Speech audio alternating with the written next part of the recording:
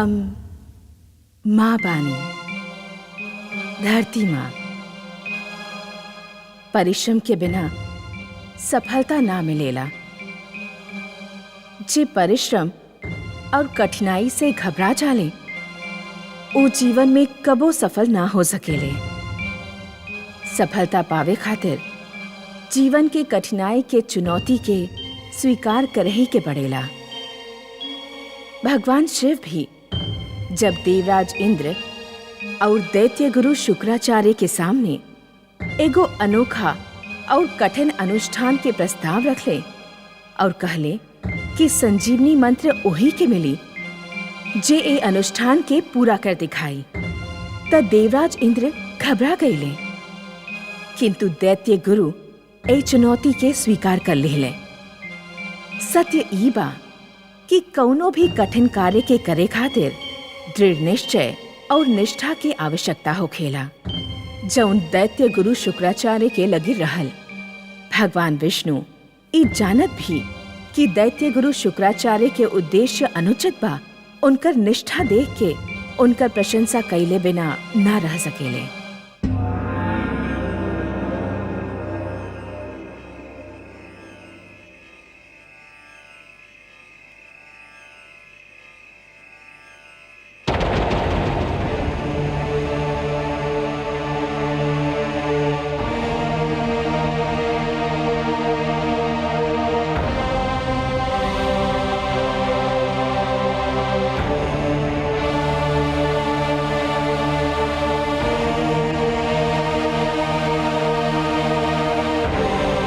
जय गुरुदेव।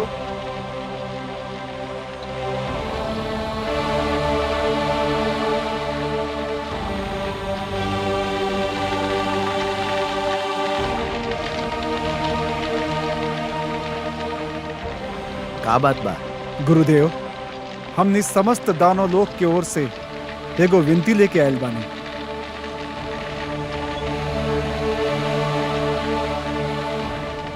का विनती लेके आयल बड़ा तू लोग? सोमवती अमावस्या के आरंभ होखे में अधिक समय नहीं रह गई। जौन कुछ कहे के बाद शीघ्र से शीघ्र कहा। गुरुदेव, रउआ ए अनुष्ठान के स्थगित कर दी। हाँ गुरुदेव, हम सबके विनती बा कि रउआ एक कठोर अनुष्ठान के निर्णय बदल दी। निर्णय बदल दी? जानत बड़ा तू का कह रहल बड़ा? तू ही नहीं कह रहल कि हम अपन निर्णय बदल दी।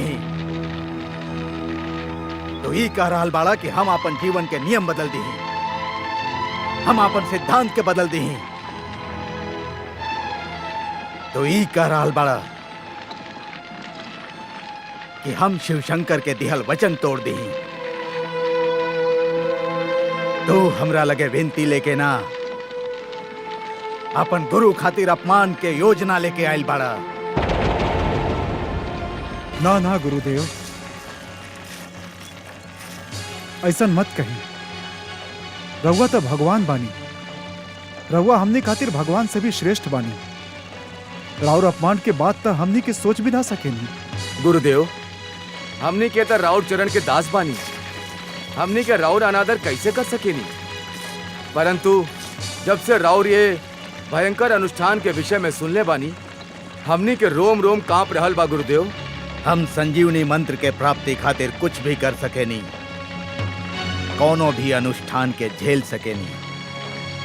हमनी के वो शक्ति ना चाहिए गुरुदेव, जौन शक्ति के कारण रउआ के अपन प्राण दांव पर लगावे के पड़े। और हम के वो प्राण ना चाहिए जौन हमार सम्मान के मूल्य होके, जेकरा खातिर हम के अपन सम्मान के त्याग करे के पड़े। तू चाहत बड़ा कि हम अपन अनुष्ठान के स्थगित करके हम समस्त जीवन अपन कायरता के बोझ लेके अपन कंधा पर ढोवत रही। तू चाहत बड़ा कि हम जीवित रही, देवराज के वो हंसी सुने खातिर जोना में हमरा प्रति क्षमा, करुणा और व्यंग के अतिरिक्त और कुछ ना होखे। ना शिष्य लोग, ना ई ना हो सकेला, कदापि ना हो सकेला। परंतु गुरुदेव, अब केहू कुछ ना कही। ई तुहार गुरु के आज्ञा बा। तू अपन शिष्य धर्म निभौला, अब हमके अपन गुरु धर्म निभावे द। तू सब इतना ध्यान रखबा कि हमार अनुष्ठान में कोनो विघ्न ना आवे पावे। रउआ निश्चिंत रही गुरुदेव। आश्रम के चारों ओर कड़ा पहरा के प्रबंध कर दिल गईल बा। और ए स्थान पर तो हम स्वयं और महाराज काल केतु पारी बदल बदल के पहरा देव।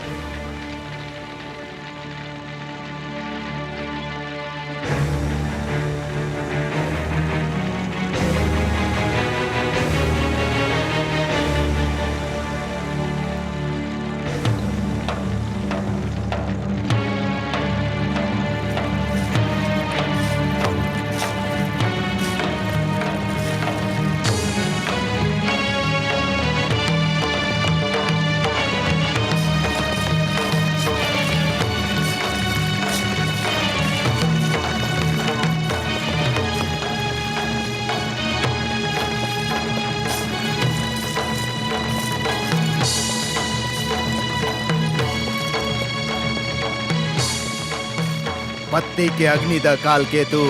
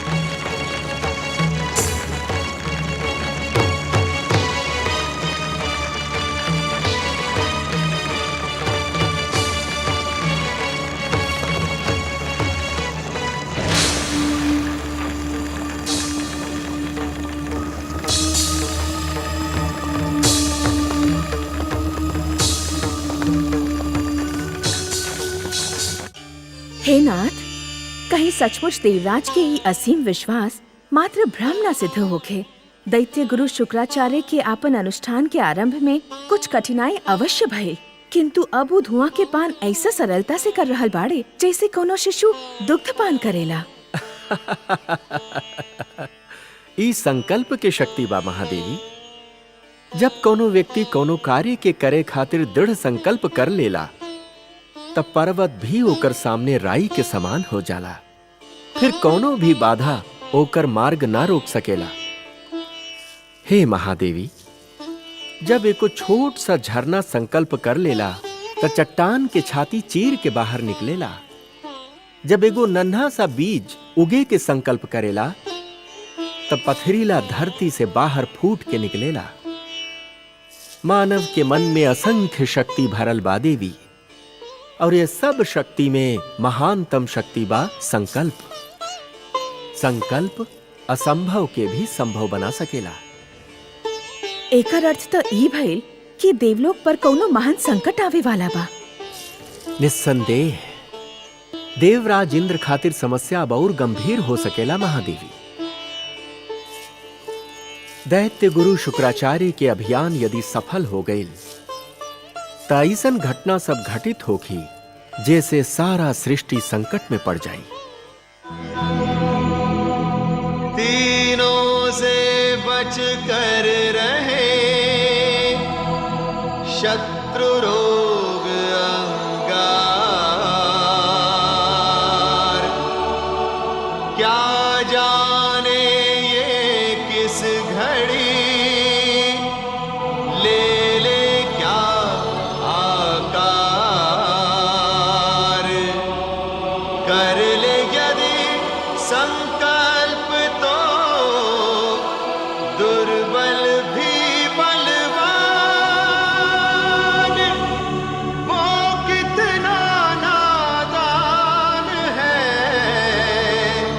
जिसे नहीं ये ज्ञान।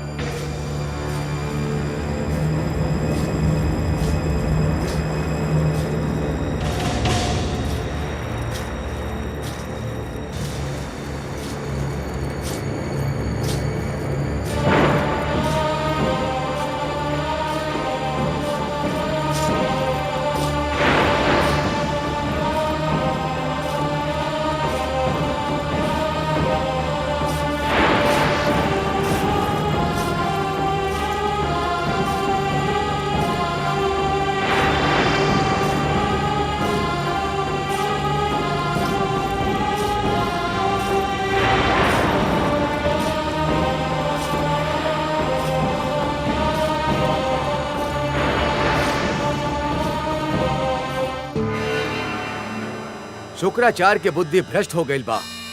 भला ऐसन अनुष्ठान कोनो मानव खातिर संभव बा? देवराज, अच्छा भइल रहुआ पीछे हट गई नी। ये अनुष्ठान त प्राण दान के दूसर नाम बा। 1 वर्ष के अभिमान बा देवराज। यदि 1 सप्ताह भी पूरा हो जाई त समझी चमत्कार हो जाई। 1 सप्ताह, बस 1 सप्ताह में रउआ सुन ले कि दैत्य गुरु शुक्राचार्य और उनका अनुष्ठान दोनों वीरगति के प्राप्त भइले। नारायण नारायण।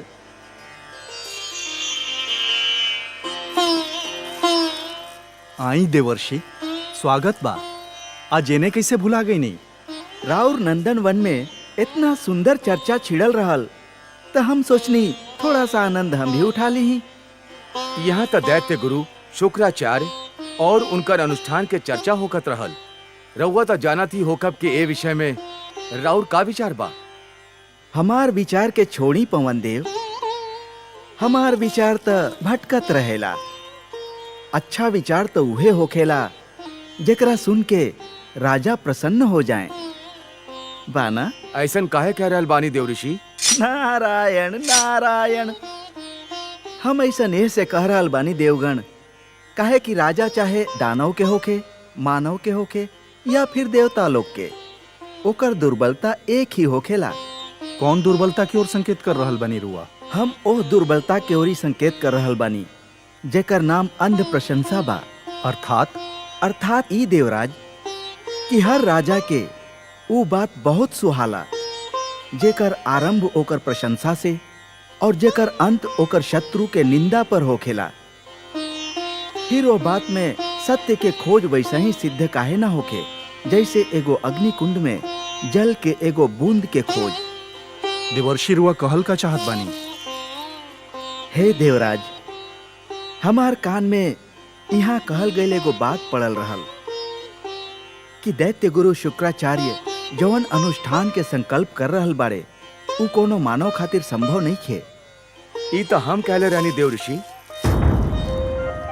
हम तो खाली ई कहल चाहत रहनी कि दैत्य गुरु शुक्राचार्य जौन अनुष्ठान कर रहल बाड़े उ मानव खातिर ही संभव बा, देवता लोग खातिर ना। ना तो देवराज जो अनुष्ठान से भाग काहे खड़ा होते हैं? हम ठीक कह रहल बानी ना देवराज? तो का दैत्य गुरु अपन अनुष्ठान में सफल हो जाई हैं? हो जई है ना, हो रहल बाड़े देवराज। जे अनुष्ठान के 2 दिन कुशलता से बिता सकेला वो पूरा 1 वर्ष भी बिता सकेला।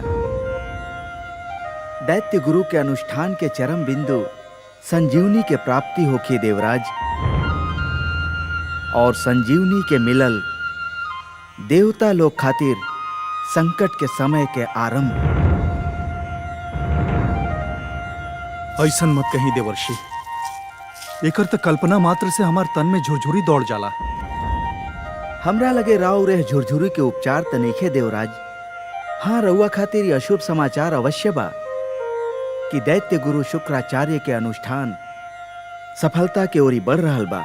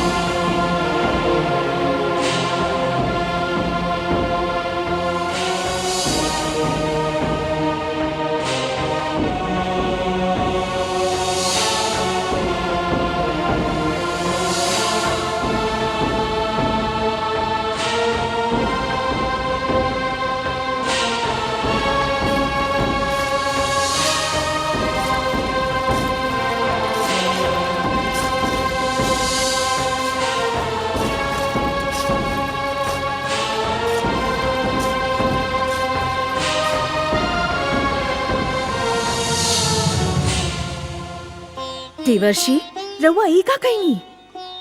का कहनी हम माता? रउआ सनसनी फैला के समस्त देवलोक में भय के वातावरण उत्पन्न कर दीहनी।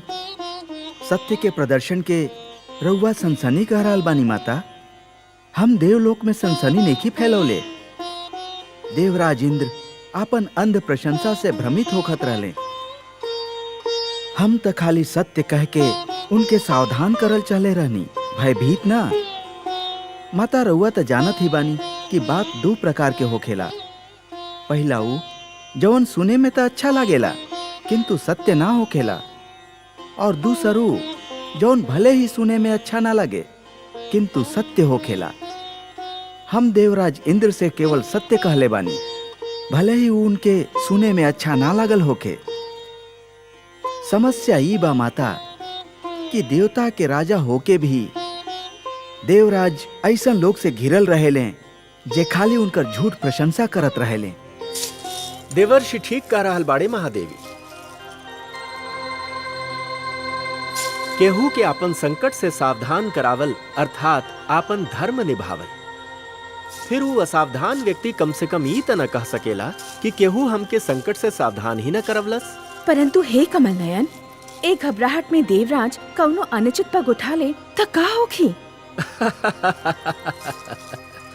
यह तो देवेंद्र के विवेक के परीक्षा होखी ना महादेवी। यही से तो सिद्ध होखी कि का देवेंद्र के आपन भूल के आभास भइल बा या फिर वो आपन भूल के छुपावे के प्रयास में दूसर भूल कर बैठी है। काम अलय केतु, ई का कह रहल बाणे गंधर्व राज चित्ररथ? हाँ देवराज, दैत्य गुरु शुक्राचार्य पर तपस्या के कठोरता के कोनो प्रभाव ना दिखाई दे रहल बा। हमनी के तो भय बा देवराज कि वो अपन परीक्षा में सफल न हो जाए। असंभव, ई ना हो सकेला, कदापि ना हो सकेला। रक्षिता, घृताची, ऋतुपर्णा, आज्ञा देवराज। दैत्य गुरु शुक्राचार्य के अनुष्ठान सफल हो गई तो समस्त देव और मानव संस्कृति घोर संकट में पड़ जाएगी। शीघ्र धरती पर जा और कोनो भी प्रकार उनकर अनुष्ठान के विफल कर दा। उनकर ध्यान अपन ओर आकर्षित करा और उनकर तपस्या में विघ्न डाल दा। जा, हमार आज्ञा के पालन करा। रक्षिता, घृताची, ऋतुपर्णा, तू सब चुप काहे बाड़ू? का हम तोहार मौन के ई अर्थ ली कि तोहके अपन अधिपति की आज्ञा स्वीकार नहीं खे? हमने में इतना साहस नहीं खे देवराज, परंतु परंतु का? हमने के दैत्य गुरु शुक्राचार्य से भय लागेला। भय? काहे भय लागेला? दैत्य गुरु महाविद्वान और तेजस्वी बाड़े, वो हमने के श्राप दे सकेले और उनका श्राप से तो केहू भी मुक्ति ना दिला सकेला। देवराज, रउआ भी ना।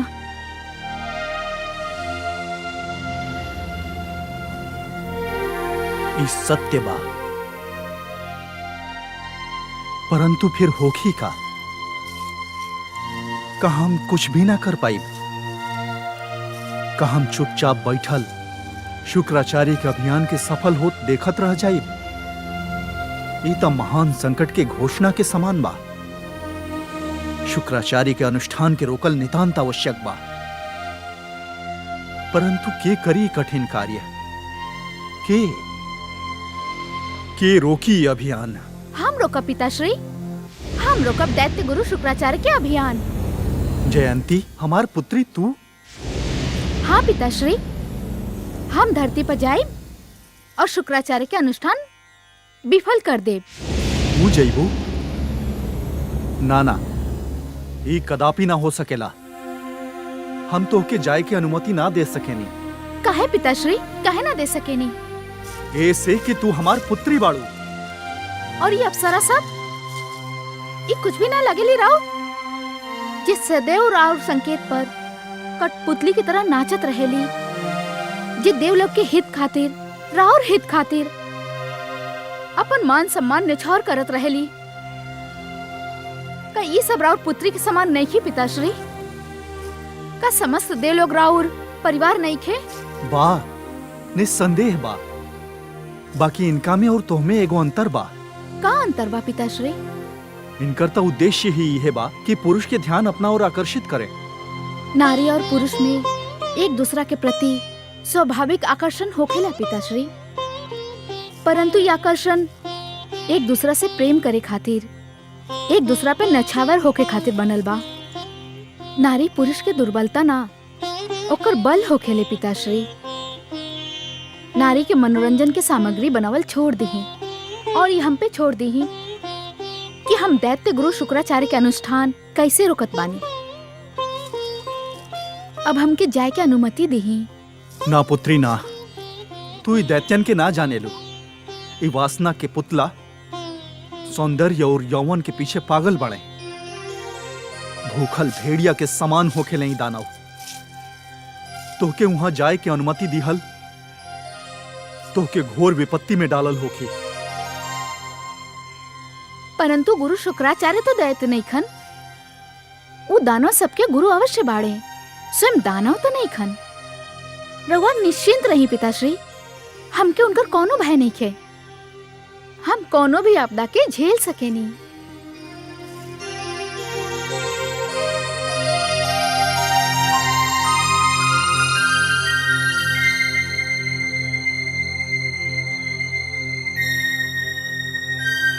हे सर्वेश्वर, ई घटना तो बहुत विचित्र मोड़ ले रहल बा।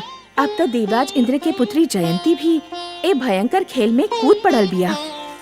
भय महादेवी भय। जौन भी हो रहल बा ओकर कारण देवराज इंद्र के भय ही बा। यदि भूल के आभास समय पर ना होखे तो वो भूल एक दिन भय में परिवर्तित हो जाला। देवराज इंद्र के अब आभास भइल बा कि आपन अभिमान में वो दैत्य गुरु शुक्राचार्य के शक्ति के अनुमान ना लगा पौले। अब उनके ई भय भी हो रहल बा कि देवराज के हाथ से ई देवलोक के सत्ता छिन जाई। सत्ता छिन जाए के भय विवेक के नष्ट कर देवेला।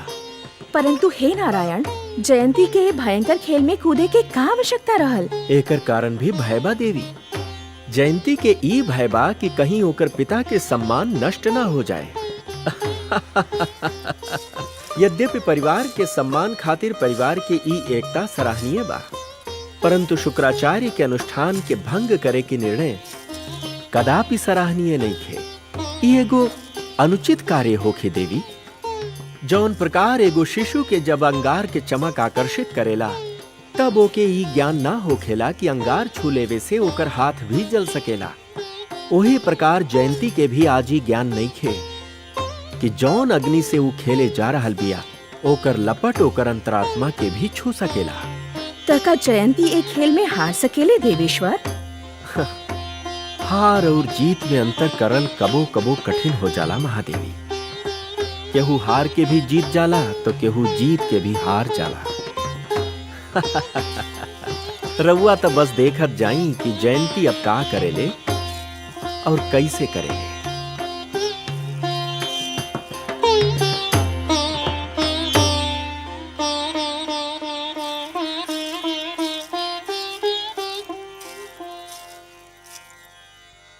पुत्री, तोहार निर्णय सर्वथा अनुचित बा। काहे माताश्री? तोहके भयंकर खेल में कूदे के कोनो आवश्यकता ना रहल। का हम एकर कारण जान सकेनी? कारण ई बा कि तू हमार पुत्री बाड़ू, कन्या बाड़ू, और कन्या के ऐसन बखेड़ा में ना पड़े के चाही। माता, हमके आश्चर्य हो रहल बा कि रउआ परिवार के सम्मान के बखेड़ा कह रहल बानी। कुछ भी होखे, कन्या सब खातिर कुछ सीमा बनावल गइल बा और ओ सीमा के बाहर निकलल उनकर खातिर अच्छा ना होखेला। तो रउआ भी ये समझेनी कि कन्या दुर्बल और तुच्छ होखेले। जौन काम पुत्र कर सकेले वो पुत्री ना कर सकेले या उनके ना करे के चाही। रउआ भूल रहल बानी माताश्री। परिवार के सम्मान के रक्षा खाली पुत्र सबके कर्तव्य नहीं खे, पुत्री सबके भी कर्तव्य बा। और यदि ना भी होखत तो हम भी ये कार्य अवश्य करती। काहे? एगो उदाहरण बनावे खातिर, ये बतावे खातिर कि कन्या सबके अब आगे होके के चाही, उस सब कार्य करे के चाही जे अब तक पुरुष खातिर सीमित समझत जात रहे। पुत्री, तू नईखो जानत तो का कर रहल बाड़ू? तू दैत्य गुरु शुक्राचार्य की शक्ति के नईखो जानत। और माताश्री, रउआ हमार क्षमता के नहीं जानत। हमके अनुमति दही।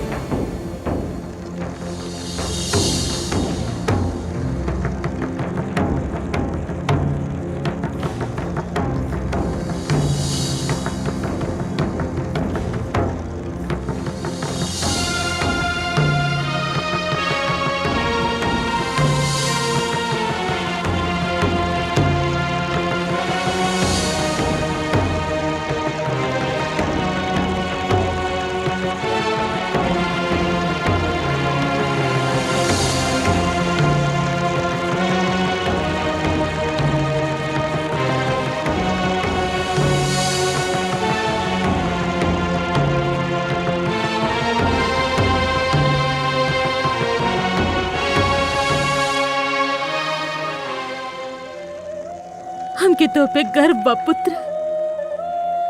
जौन कार्य तू कर रहल बड़ा वो तोहार नाम संसार में अमर कर दी।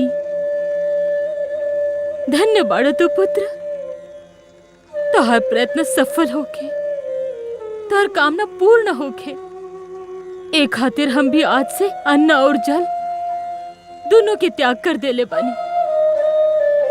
जब तक तोहार अनुष्ठान पूरा ना होगी तब तक ना कुछ खाइब और ना कुछ पियब। हमारा आशीर्वाद सदैव तोहर संगे बा। वो सदैव तो के बल प्रदान करी।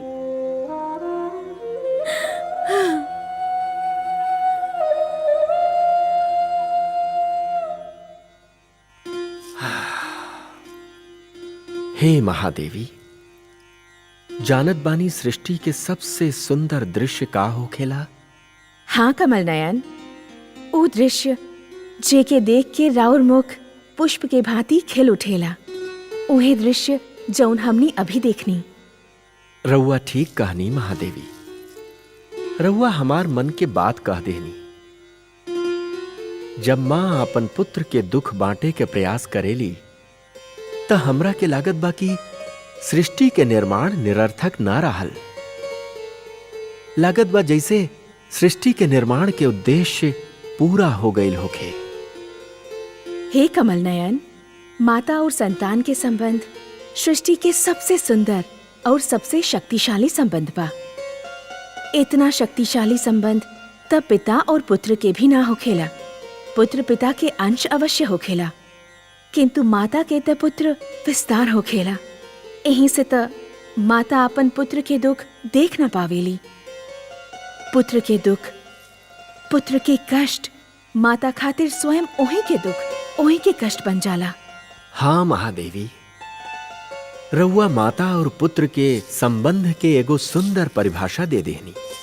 सत्य कहनी रउआ, माता अपन पुत्र के कष्ट के आपन ही कष्ट समझेली।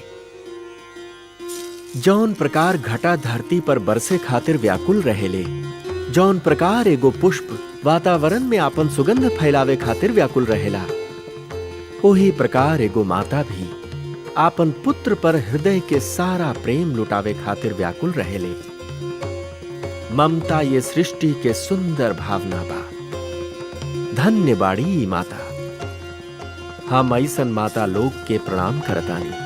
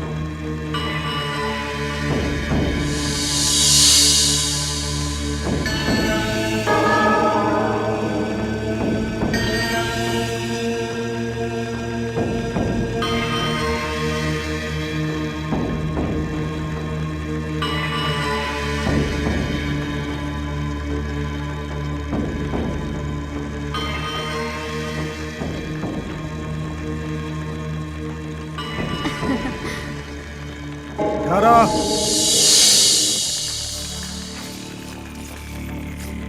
के बाड़ू तू? हम गुरु शुक्राचार्य के शिष्य बानी श्रीमान। हिमालय पे तपस्या करेनी। हमके समाचार मिलल कि हमार गुरु अपन जीवन के दांव पे लगा के अनुष्ठान कर रहल बाड़े, तो हम उनकर दर्शन खातिर चलेनी। दर्शन कर ले लो, अब लौट जा। हाँ दैत्यराज, गुरु के दर्शन से तो हम धन्य हो गए नी, परंतु अब का चाहताड़ू तू? गुरुदेव अनुष्ठान में भाग लेवे के उद्देश्य से हम तनी चंदन लेके आई रहनी। रवा अनुमति दी तो एके अग्नि में डाल दी।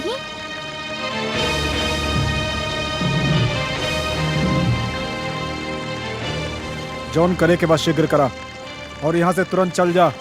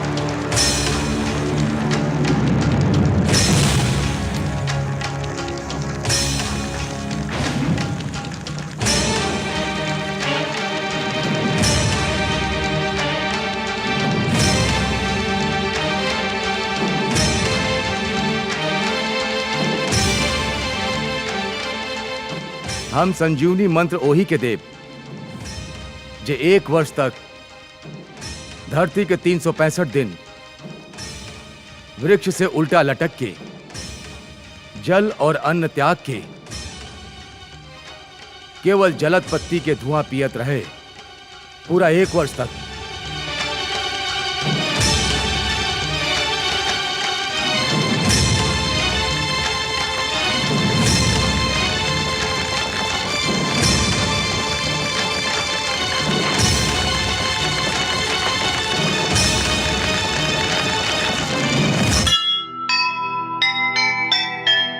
सुर भी असुरों की तरह करे अगर व्यवहार, कहो किसे आदर्श फिर कहे भला संसार। जो आकर आवेश में अपना पाखो औरों को भी कष्ट दे, दुखी स्वयं भी हो, दुखी स्वयं भी हो। जो सुनेगा ये पुराण पाएगा सुख और ज्ञान, पाएगा सुख और ज्ञान। कर्म को ही धर्म जान, प्रेम की तू छेड़तान, प्रेम की तू छेड़तान। बीते युग बता रहे हैं, बीते युग बता रहे हैं, सत्य पथ पे चल